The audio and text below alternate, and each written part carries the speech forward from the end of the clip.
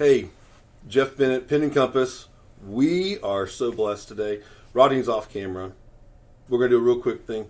We have Martin and Kitty Faulks from Lewis Masonic, our partnership that we have with them, talking about their authors. And we are excited y'all are here. Thank you for coming to America first. It's wonderful to be here, yes. What do you think about Masonic Week? Is this the first time you've been here for this event? I forget. No, I've been here before, but the last time was 11 years ago. Yes. Oh, it's yes. different. It's way different. It's very different. Absolutely. So, I love Masonic Week.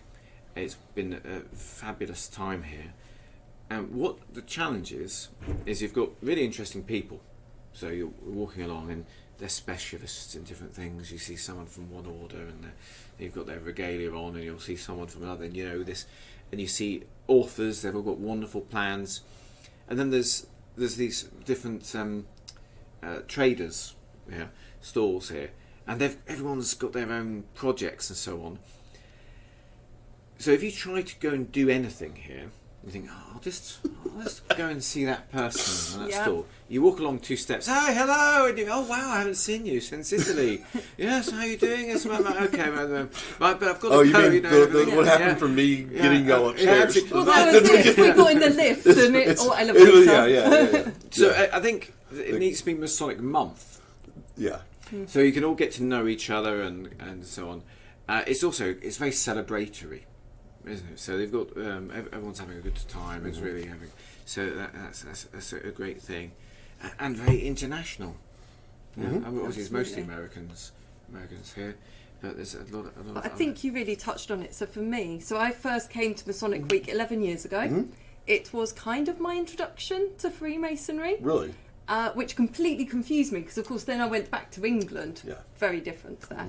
But the enthusiasm and the specialisms you've got here, I mean, the conversations have varied from talking about how orders are growing and membership and how different orders, how it differs here, comparisons, to talking about the 18th century and the beginnings of organised Freemasonry, to how to make a good, what we call festive board in And you're an England, Uber ride from some of the greatest restaurants and cigar Absolutely. places, and then the history that we do, the little bit of history that we do have in the U.S., it's right there across the river. We went to the Library of Congress, didn't we? Yes. Oh, that's it was meant to be 15 minutes. We were there 3.5 hours. I can't get to the lobby. I can't get to the grand Amazing. foyer. Yeah, I got to sit there for about 20 minutes whenever I went the first time.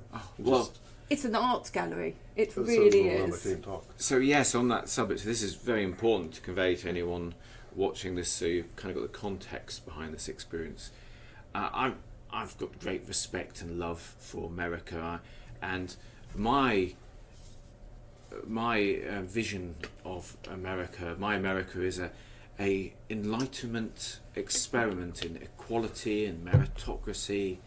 It's a beautiful set of ideals that have formed this country, and so you can imagine me going to the Library of Congress here, and people don't warn you properly, and they say it's beautiful, and I get there, and it's like a Italian. It looks like palace. something's in, it's in Rome, Paris. It's Absolutely. It's A Renaissance, Roman really, palace, isn't and I'm Milan, overwhelmed. I'm overwhelmed of the art and the beauty and the sets of works of art, and there's poetry, and there's so much to explore there. The symbolism. And then, of course, we went to the symbolism. Yes, Yeah. But to me, these Everywhere are you the look. expressions of these beautiful ideals. These ideals of being of equality, of freedom, of the right to the pursuit of happiness. And I think when they meant happiness, they probably meant eudaimonia. Yes. Now I think some people are happy they're off camera. didn't think this was going to be an Englishman giving a soliloquy on the values of America as he perceives it. So it was amazing. And then we went across, of course, and to the Capitol building and saw the House of the Temple. No, to the. But I mean, did you get a chance? Have y'all been? Oh to yes, that we before? have been. I'm Not sure. this time, but we have been before. But we saw the apotheosis of George Washington in the dome. Yeah. And I think that's fascinating. I wondered who... There's a text called The Vision of Scipio. It's a Roman work, and it's about the idea of sort of achieving a kind of a reward in the next life or a higher state through good works here. It's quite a poetic work. I thought, I wonder if they'd seen that. But yes, anyway, yes, it's been wonderful. So yeah, you're just near these different sites, and there's a lot more. And the architecture here. Yeah. The early Freemasons, they loved architecture. And we know that because the publishers, they publish a book on Freemasonry, and then they'd list in the back what they thought they could sell to the Masons there. And they'd some of it was philosophical, but a lot of it was architectural, studies on pillars and how to make arches. And there's nothing more honest than a publisher trying to sell you something. Nothing more pure in all humanity. No, because if they're going to put it into black and white, then they're definitely saying that. They trust it's of interest. Well, just taking a taxi ride through Washington DC, it's like a grand tour. You look at them and think, I don't know if they build them like that anymore. You can tell me, but yes, there's so much beauty here. But going back, I always say, people go, what? I'm like, and I always have my little euphemisms and my little metaphors and stuff, and I say, Masonic Week is a high holy day of Freemasonry in the world to me. This is one of these gatherings, like, it is so dynamic. It is off the charts. And so welcoming as well. That's something that I've observed from outside, is how open everyone is to. Yeah, and there's some people that have some pretty high titles, and they walk around and they're like, no, come over here and sit down and just hang out. Yes. Absolutely. And let me buy you a drink. I'm like, I'm not worthy of all that. Like, why are you doing that? So you're on the level. Yes. It's beyond that though. It's crazy. Yeah, so I think it's obviously we've talked about many of the beautiful things about this gathering, but there are others. Obviously, there's the Philalethes, there's beautiful scholarship. There's the Blue Friars, which are again a educational body. But then you have just the simple joy of just spending time together.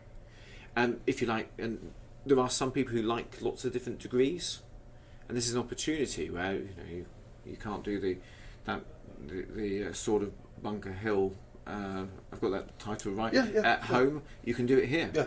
Yes, you could. So there's an opportunity to experience different degrees. Right. Some funny, some inspiring, some historical, and I think some people come together. Yeah, and I have to I have to have these conversations with myself. Jeff, stop trying to be involved because you're missing out on all the fun.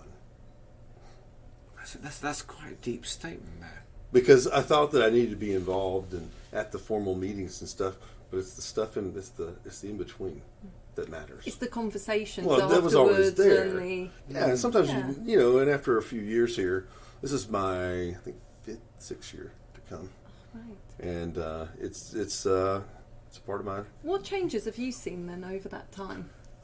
So I think the thing that's changing right now. And I think there's a social media that's driving it. Yeah. We're showing it on social media. So now people are getting into like the Allied Masonic degrees. They're getting invited to that. And they're like, that's part of their motivation to be a part of that, have their dues paid up and their card, and they can sign up and come to Masonic Week and do what they want to.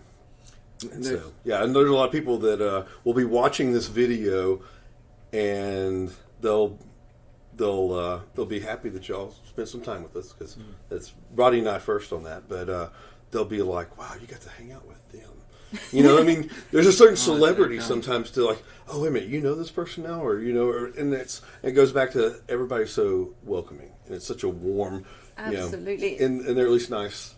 And I've had that. I mean, I've had conversations. You don't get much of a chance to have conversations with Brent Morris and, and Oscar and Sean, and Adam and Sean and just hear the debate going backwards and forwards. And you think to be at the centre of that and just be able to be and kind of involved going back is to our fantastic. partnership, Pin and Compass. That was the motivation for me. If you ask me, well, what is it? Like the context of my concept was always, I have some of the most amazing, ethereal conversations. I'm just going to record them because I want to share them. I want what Rodney and I want to talk about. Being around TJ and the energy that I get, off of people and how that works, and it's like all of a sudden, we decided this week that we're going to move forward some projects that, we've been kind of, but now that we're together, yes, and it's shared. Sorry, Martin, it's shared inspiration as well. So it's not one way. Someone can ask a question. Sometimes the best inspiration comes from when no one has the answer. Yes, so let's talk about that shared inspiration. Obviously, we're naming people that maybe we're name dropping a lot. Sorry. For me, it was amazing just that moment. Yeah. But everyone's got their own interest, and you'll meet people, and they're very quiet and just sort of, and very happy to see you, and they've got amazing knowledge of a certain area. And they'll come, some people approach me and they've memorised all of Giordano Bruno's works to the point where I think, wow. And they're very unassuming, we don't know them as great experts, they're hidden. Then you get other people, they're doing such good works. There's a group here, the Shriners, and you meet people who have done 500 2-hour drives to take children to hospital. Now, but you talked about the quality of these kind of conversations, yeah. And I think sometimes one of the values of the podcast is, I think some people don't have allies and friends like this, and maybe it gives them a hint of what's possible. Maybe also give them inspiration. You don't have to. It gives them license. Yeah. Yes. It gives them license. When we started, people started coming. I didn't know you were being allowed in public to talk about mysticism and esotericism and say you're a Freemason. I'm like, why not?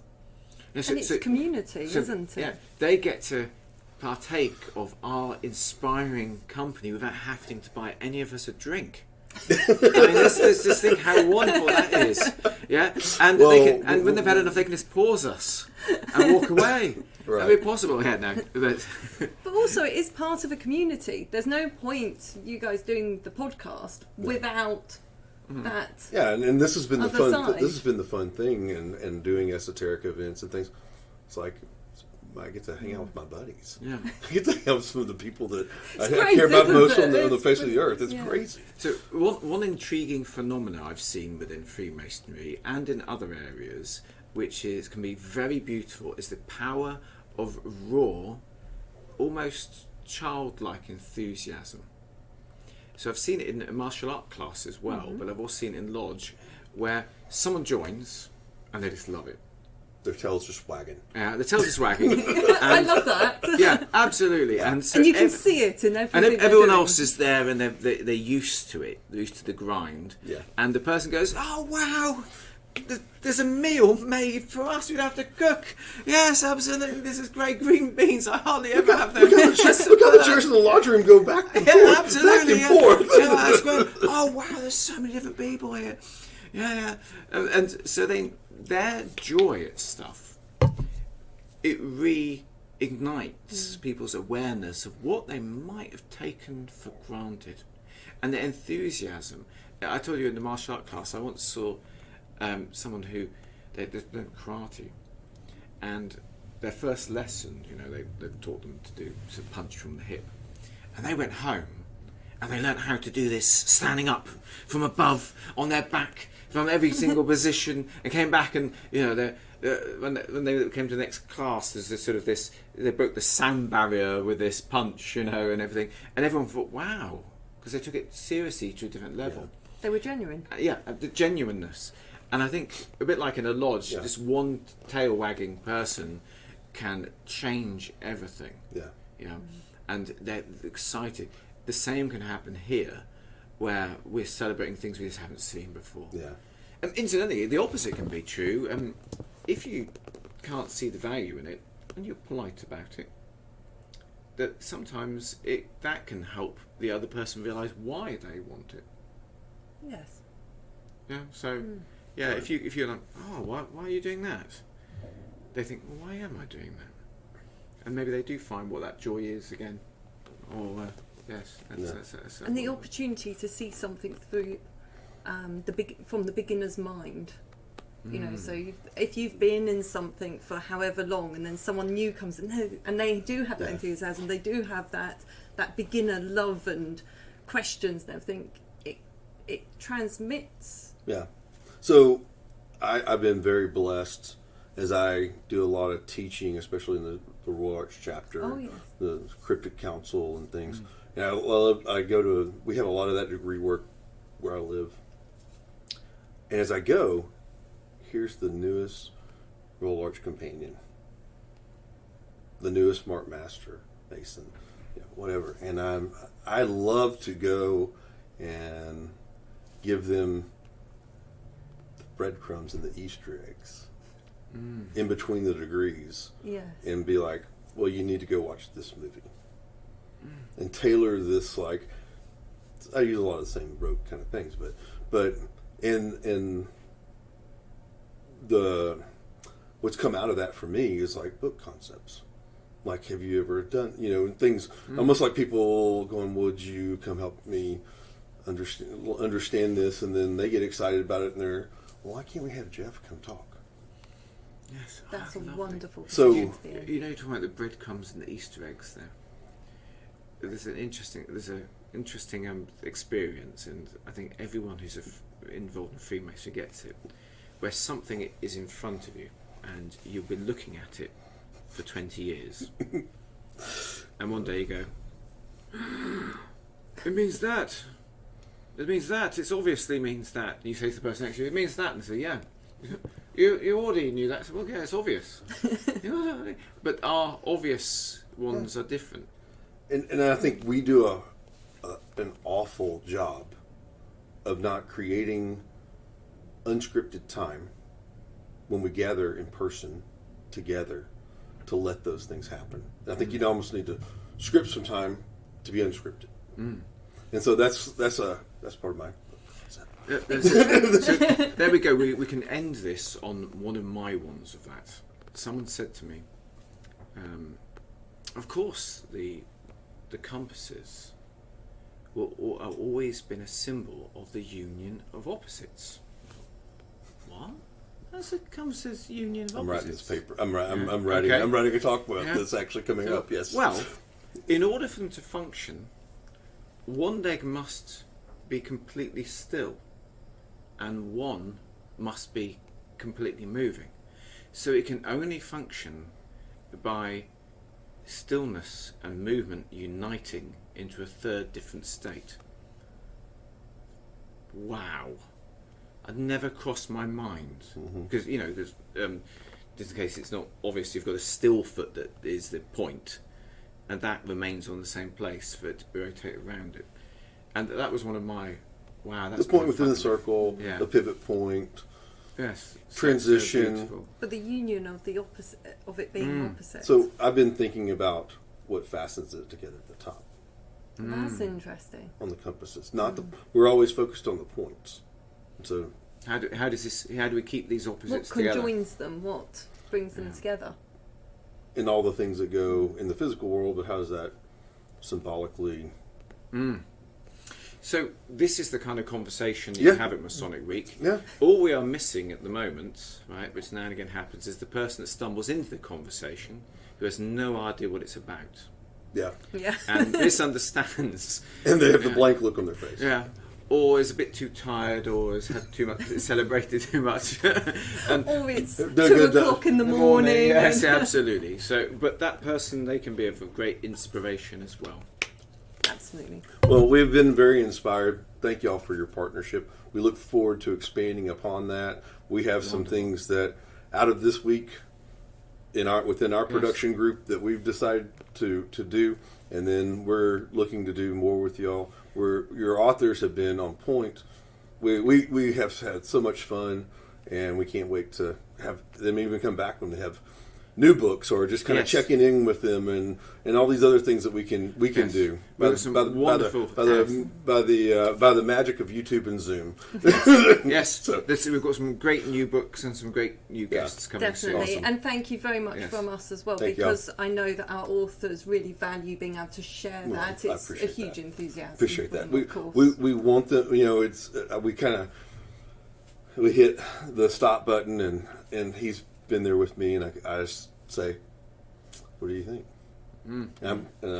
For once, I'm actually quiet. I stop talking. It's new skill that I'm learning, and I'm not very good at that bit. And so, and it's just like, that was really, usually, hopefully the first thing they say, that was really fun. I really enjoyed being with you guys today. And that's, we can't build from, we can't do anything but build from there. Oh, superb. Great. Thanks. Thank you. Thank you.